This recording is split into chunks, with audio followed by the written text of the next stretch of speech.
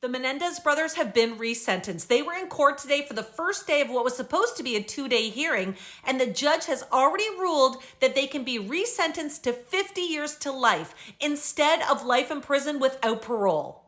Lyle and Eric Menendez have been in prison for more than 30 years over the shotgun death of their mother and father, Kitty and Jose Menendez. Now, they allege that they were abuse victims from their parents, and they ended up committing this in 1989 and went to prison.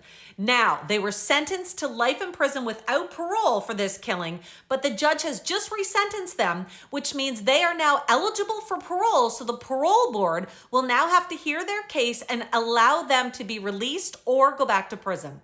Lyle Menendez spoke for about 10 minutes after the resentencing hearing today. He broke down in tears several times saying, "I committed an atrocious act against two people who had the right to live, my mom and dad.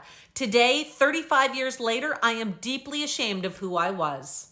Eric Menendez then spoke after Lyle, saying that he was speaking with profound sadness, and he admitted, "I fired all 5 rounds at my parents and went back to reload. I lied to police. I lied to my family. I'm truly sorry."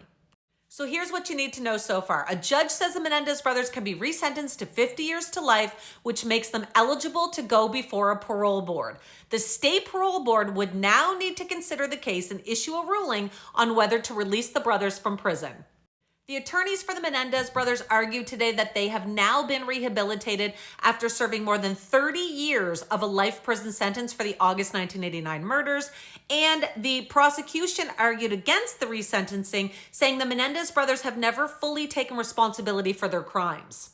A number of their family members took the stand today, begging the judge for mercy and asking to free them, including one of their family members saying that they could even go and live with her.